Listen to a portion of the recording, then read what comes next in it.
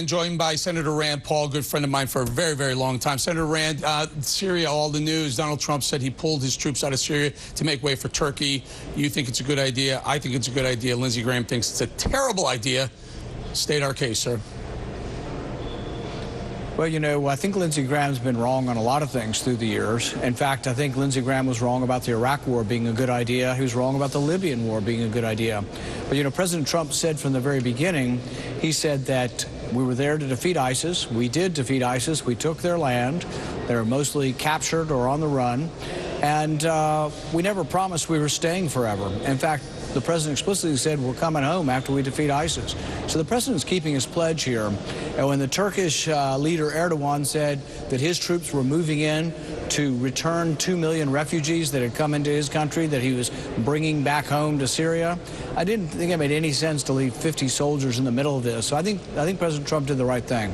What about when you see the videos of children? I saw one young little girl with one of her legs was blown off, and people dying in the streets. What is that? Does that give you pause about leaving Syria? Yeah, it makes me hate war even more and not want to send any American soldiers to have their limbs blown off or something that's not clearly in an American interest. There's genocide, famine, war around the world, and we should try to figure out ways to have less of it. See, we're the mightiest, greatest nation ever, and we have all these arms. We sell them to everybody. Turkey's got our arms. Saudi Arabia's got our arms. I'm of the opinion we should restrict arms sales to try to have less war and to try to get better behavior. Right. So I don't think Erdogan's behaving now, but I also don't think Assad is. But I'm not sure I want my kid or your kid or anybody's kid to lose their life in a battle where there's no clear American interest. I would tend to agree with you. Sir, what would it take for Rand Paul to think that it would be okay to go back into that region? Well, first you'd have to obey the Constitution, and we'd have to have a vote in Congress, and it has to be very, very clear. That's how we discover whether there's a national interest. A lot of people say, well, you can just say there's a national security interest. That's pretty easy, but really what you have to do is you have a debate, and if the majority of Congress says it's in our national interest, that is sort of the determining factor, and we declare a war. But I don't see a clear enemy over there, and I think the irony of this is the Kurds may well end up better off making an alliance with Assad. They were never going to have a homeland in Syria that the U.S. was going to protect or that they could protect on their own. Allied with Assad, it sort of cements the end of that war, and it may be that the Kurds allied with Assad can say to Erdogan, we're not going to have any incursions into Turkey, and it may well be that you could end up with we don't know whose side who is on. We never did. We've been getting involved in these conflicts, and we're not sure if we're defending the next iteration of ISIS or Al-Qaeda or Taliban or whatever. So, and I just want to point out, I wanted to get to I don't have time, but I wanted to get to the View segment that you did. Those ladies gave you a bit of a hard time, didn't they? Yeah, there wasn't much useful or intelligent discussion on the show, and I don't know if there ever is, but when I was there, they were yelling and screaming and screeching, and you're hard to get a word in edgewise. But the point that was coming up where the woman wouldn't let me speak was an important point. I was saying that Maduro, the leader of Venezuela, is a socialist, and that's part of the problem. Socialism doesn't work and leads to famine. She was yelling and saying, oh, he's a murderer, he's a thug. And my point was, yes, he's a murderer and a thug and a socialist, and really there's a relationship between socialism and thuggery. Yep. Hey, Rand, before we go, you have a new book out. Tell us about it. It's called The Case Against Socialism, and it warns about things like Venezuela, that really the history of socialism has been associated with genocide and famine, and we should avoid it at all costs in our country. And that there's an inevitability, no matter how kind or gentle they promise your socialism to be, ultimately requires force by the state, and almost every example in our history has ended badly. Very good. I'm guessing chapter 1 or chapter last will be Venezuela, maybe even both. Rand Paul, thank you very much. The book is called The Case Against Socialism. Thank you, Rand. Thank you. It is wild in Washington. We start with the impeachment inquiry. Acting White House Chief of Staff Mick Mulvaney making headlines after he said the U.S. delayed aid to Ukraine over a hacked DNC server. He later clarified his comments after critics pointed to a quid pro quo.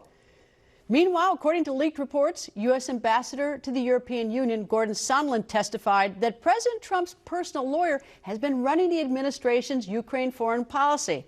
Ambassador Sondland also accusing Mayor Rudy Giuliani of pushing for investigations into Trump's political rivals. Senator Lindsey Graham is defending the president. But even he wants Giuliani to testify before the Senate Judiciary Committee. You, as chairman of the Senate Judiciary Committee, said that you want to hear from Mayor Giuliani. Have you asked him to appear? Yeah, but you know, it's up to him. He's got all kind of privilege issues. What do you want to ask him? Tell me, you've been talking on television about corruption in the Ukraine. Come tell me. What's his job? Well, you know, he's got to figure that out. What I'm saying is we're going to hear from Horowitz about the FISA warrant abuse and the counterintelligence operation of the 2016 campaign against Trump. But Rudy's saying there's a lot of corruption, that Joe Biden and Hunter Biden, I think they made at least a mistake. But the point I'm trying to make here is I want to look at all things Ukraine. I don't want the House to cherry pick. I interviewed Secretary of State Mike Pompeo. He says he runs the State Department. And it's very confusing American people trying to figure out what the president's personal lawyer is doing. This is the problem with this. So Rudy is the lawyer of the president. He was defending against Mueller, and he was saying, you know, I want to prove, if I can, that a lot of this activity came out of the Ukraine, not Russia, that there were people in the Ukraine who wanted to get Manafort, there were people in the Ukraine that wanted to hurt Trump. I get that, but the line you don't want to cross is when you start using government resources for private causes. You have any problem with the president's July 25th call with President Zelensky? Nothing at all. So some people are troubled. I'm not. Even the term favor? Look, I think it would be good to find out why the prosecutor was fired. We give about $400 million a year to the Ukraine. Everybody agrees corruption's a problem. Here's what I would suggest. If Mike Pence had done this, if he had went in and said, I want this prosecutor fired, who was looking at his son who was serving on a gas board in the Ukraine, people would be going crazy. I think there's an obvious conflict. I like Joe Biden, but this doesn't pass the smell test, and I don't blame the president bringing this issue up. What he did not do was, if you don't take care of Biden, I'm not going to give you any aid. He did not do that, and that would have been wrong. Was it not a sort of a nod and a wink? No. Or could someone not interpret it as sort of a nod and a wink? Because if he just said, you know, we want corruption cleaned up, but he brings in, as we lead up to election, someone who is, at least at that point, is the front runner likely against him. I don't know how you can ignore the firing of the prosecutor as part of a corruption. I mean, people say he was corrupt. The prosecutor may be, but I think it's pretty odd that the one person they wanted fired out of the whole country happened to be the prosecutor looking at Hunter Biden. At least it's reported that Mayor Giuliani is being investigated by the 2nd District in New York, incidentally, where he was the U.S. Attorney a number of years ago. Any problem or any thoughts about that? I don't know. I mean, I like Rudy personally, but the law is the law. Nobody's above it. Everybody's presumed to be innocent. So what am I focusing on? If you think the phone call is an impeachable offense, I don't. I'm going to let Nancy Pelosi know that I think that is a ridiculous concept to impeach this president over a phone call that I'm fine with. They've been trying to impeach him since the day he got elected. They've been trying to destroy his presidency. I'm going to defend him against what I think is just politically motivated attacks, but I'm going to hold him accountable on foreign policy. All right, you said no one's above the law. There have been subpoenas, congressional subpoenas for documents and for people testifying in the impeachment. Yeah.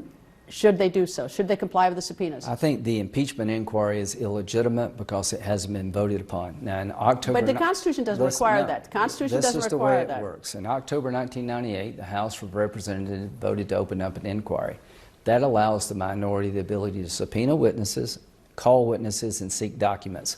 What Nancy Pelosi is doing it all behind closed doors and shutting out the Republican minority. They're taking bits and pieces of transcripts behind closed doors and leaking them. Are you saying that the members of the committees, the Republican members of the committees, are not there behind? No, they're being shut out. They're not even at these hearings. No, they're there, but they have little ability because they're behind closed doors. An impeachment inquiry confers on the minority the ability to mount a defense. That is not being provided. The day they vote for an impeachment inquiry, then you do have to honor the subpoenas. But as a technical matter, the Constitution doesn't require a floor vote. This is the way it's been working for 100 and something years. This is the way it worked as a due process matter. You can't get a parking ticket based on testimony behind closed doors, based on hearsay. You're not going to impeach this president behind closed doors, a whistleblower. We don't know who they are and what their agenda is. This whole thing in the House is a sham. Why aren't they voting? Because they're afraid of the consequences of voting. I'm not going to legitimize what they're doing in the House. It has been reported that Leader Makano says that there will be a trial here. Well, I mean, the Constitution requires us to have a trial. You expect that? I don't know what's going to happen. I know an inquiry vote is necessary, in my view, to empower the minority to defend the president. The reason they aren't doing it, they're worried about the 31 Democrats who are in Trump congressional districts, because impeachment's not popular.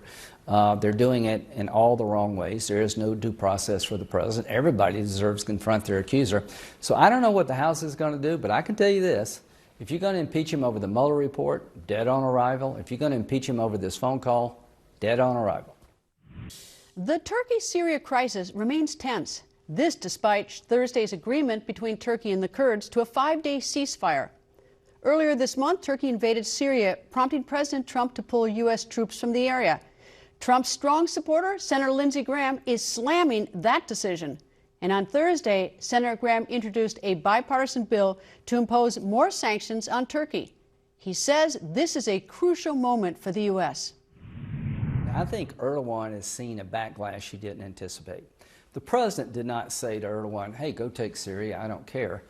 He tried to get him not to do it, but Erdogan went in anyway, and our goal is to make Erdogan pay a price, because I want Russia to know what happens to you if you go into Eastern Europe. I want the Chinese to know what happens to you if you go into Hong Kong. So this is a defining moment. I want to reset the relationship with Turkey. It's important. But what Erdogan did is he put all of our gains against ISIS at risk. He is allowing Iran to get stronger, and we cannot tolerate that. There are three things that really matter inside of Syria for us.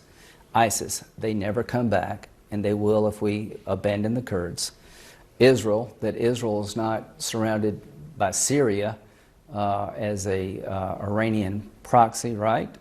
And Iran, that Iran doesn't take the oil inside of Syria and enriches themselves. All right, now think about people across America watching all this stuff unfold in the last few days. They've seen the President of the United States at odds with his generals, with the House has condemned him in a resolution. A bipartisan group of senators have said, you know, that they're going to push for sanctions, and you've got the Speaker of the House and the President both saying to each other, politically unstable. Meltdown was a term that was used, and they both say they're praying for each other. What should the American people think? Well, here's this is democracy. Here's what, and I've been a very close ally of the president. But when President Obama decided to leave Iraq against sound military advice, I fought him really hard. I asked him to take the advice of his generals. Foreign policy means a lot to me. I've been to Iraq and Afghanistan 56 times. I was in Syria last year. We cannot turn Syria over to Assad because he's aligned with Iran. What does this matter to you at home? ISIS will not just focus on Europe. They're brutal, they're barbaric, they want to kill all of us, they want to destroy Israel, they want to purify Islam. The caliphate's been taken down, but there are about 15 to 20,000 fighters on the loose. The Kurds were there for us when nobody else was. We lost 8 soldiers in 4 years in Syria, God bless the 8, but we'd have lost hundreds if not thousands if it were not for the Kurds and the Arabs who did the fighting on the ground. The only way you can be safe here is for some of us to be over there partnering with people who reject radical Islam. You may be tired of fighting radical Islam, they're not tired of fighting you. Here's the good news. Do it with partners. Do it with air power, but people on the ground, let the people on the ground come from the region. That only works if the people on the ground believe you have their back. And Greta, the soldiers who serve with the Kurds are heartbroken. They feel like they've abandoned a valuable ally. So we got a chance to reset this. And if we don't, nobody's going to help us in the future. And imagine fighting this war by yourself. And if you think you can be safe from America and nobody over there, where Fortress America will not work. Remember on September the 10th, one last thing, 2001, we didn't have a soldier in Afghanistan, no aid, not even an embassy. We left them alone, but they didn't leave us alone because radical Islam commands them to attack people like us. All right, President Trump has said that the Kurds are not angels, his term. He's also said this is a matter between Turkey and Syria. So the YPG Kurds are an offshoot of the PKK. The PKK Kurdish elements inside of Turkey are a terrorist organization. They want to basically push a Kurdish state within inside Turkey. We consider them a terrorist organization. Obama created this mess by heavily relying on Kurds in Syria that were a threat to Turkey. But the Kurds were there for us. It was Erdogan who opened up the floodgates to let ISIS fighters come in from Turkey. If it were not for the Kurds, we would have lost hundreds, if not thousands, of soldiers. They were there when nobody else would be there. If we abandon them, nobody will help us in the future. And Erdogan is committing atrocities while I speak. I can't imagine a scenario where a NATO ally, Turkey, would destroy a component that helped destroy ISIS. That's unacceptable. What would you have done if you'd gotten that phone call from Erdogan and he said, I want to go 20 miles deep in, and the president says, I've got all these U.S. forces, and I have to make a quick decision? Good question. What would you have done? I told President Erdogan, we're working on a safe zone to keep the... But it was 9 miles was the original discussion. He wanted 20. Yeah, well, that we can work all that out. I would say, I understand your legitimate concerns about certain Kurdish elements. But if you set one foot into Syria, and you tried to do this by military force, if you put me in a spot of having to defend those who were there for me and my nation destroying ISIS, I will blow you out of the sky. Up next, President Trump and Lindsey Graham's complicated relationship. President Trump and Senator Lindsey Graham have had their highs and lows. In 2016, Graham called Trump unfit for office and then became one of his most vocal supporters. Senator Graham is defending President Trump against the impeachment inquiry and at the same time threatening to be Trump's worst nightmare if the U.S. does not protect the Kurds. I asked the senator, how could he do both? Now, I get asked all the time, well, if you disagree with him on foreign policy, are you going to ask him to resign? Do you think he's unfit for office because he's doing something you don't like in Syria? Nobody asked me that about Obama. Nobody came to me and said, do you believe Obama's unfit for office because he's going to pull our troops out of Iraq? And nobody asked a Democrat, are you willing to repeal Obamacare to punish Obama for getting out of Iraq? The double standard is really obvious around here. The only way you can be a good American is to want to destroy Trump. I don't buy that. I mean, America hears, they see you playing golf with the president, and they see you as a supporter of the president. Of course, they harken back to 2016 when you had a rather aggressive... Yeah, I ran out of things to call him. Here's what people should think about me. When the election's over, I accept the results. I got that. But even in this last this incident involving Syria, he's saying that Lindsey Graham wants to be in Syria in the Middle East for 1,000 years. Yeah. He's basically saying you're a warmonger. You're saying things back to him like it's that he's going to have a nightmare with me, meaning you. Well, the American people are watching this, and we've got this dialogue, or if you want to call it that, between Pelosi and Trump. Here's what I would think: we have checks and balances here. So you're happy with this? This is a country where one person can't do everything. Yeah, I hope people realize that I really believe this stuff. If it were up to me, there would be no war tomorrow. But I understand the enemy is vicious. They will not leave us alone. Leaving them alone is a certainty to get attacked again. That a small portion of our troops working with people on the ground keeps us safe. I'm not going to say otherwise because President Trump disagrees with me. But it's so public. The name calling is so public. It's called democracy. Okay. You can't do this in China. You can't do this in Russia. All I can say, I just had a good phone call with him. I am going to defend this president as hard as I can. I like what he's doing most of the time, but when it comes to Syria, I think it's the biggest mistake of his presidency, and I'm going to fight him one day, help him the next. I'm going to keep my eye on the ball. I'm not going to get distracted by the politics of the moment. I'm going to make sure that ISIS doesn't come back and Iran's not the biggest winner. I'm going to help this president defend America and try to do something on prescription drugs and gun violence. Count me in for problem solving. Coming.